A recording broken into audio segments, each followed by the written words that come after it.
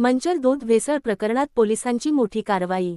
आणखी 10 आरोपी अटकेत, एकूण अटक 24 वर। मंचर तालुका आंबेगाव येथील बहुचर्चित दूध भेसळ प्रकरणाच्या तपासाला आता वेग आला आहे। मंचर पोलिसांनी आणखी 10 आरोपींना अटक केली असून या आरोपींना घोडेगाव न्यायालयात हजर केले असता 11 ऑगस्टपर्यंत पोलीस कोठडी सुनावण्यात आली आहे। यापूर्वी 14 आरोपींना अटक करण्यात आली होती। त्यामुळे या प्रकरणातील एकूण अटक झालेल्या आरोपींची संख्या आता 24 वर पोहोचली आहे। मात्र 24 आरोपी अटकेत असले तरी या संपूर्ण रॅकेटचा खरा सूत्रधार कोण?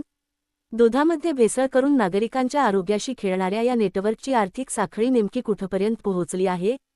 भेसळयुक्त दूध कुठे कुठे पाठवले जात होते?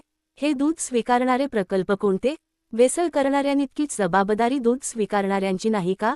आणि सर्वात महत्त्वाचा सवाल, मंचरमध्ये कारवाईचा धाका सुरू झाला, मग दौंड तालुक्यातील दूध भेसळ प्रकरणातील आरोपींवर कारवाई कधी?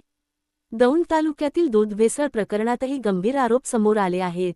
नागरिकांच्या आरोग्याशी संबंधित एवढ्या गंभीर प्रकरणात दोषींवर कारवाई होणार तरी कधी?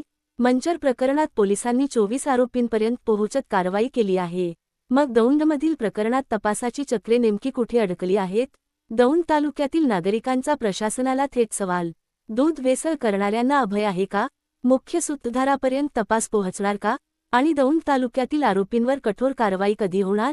आता या प्रश्नांची उत्तरे प्रशासन आणि पोलिसांनी देणे गरजेचे आहे। मंचर दूध भेसळ प्रकरणात कारवाईचा वेग वाढला, पण दौंड तालुक्यातील दूध भेसळ प्रकरणातील आरोपींचे काय? याकडे आता संपूर्ण दौंड तालुक्याचे लक्ष लागले आहे।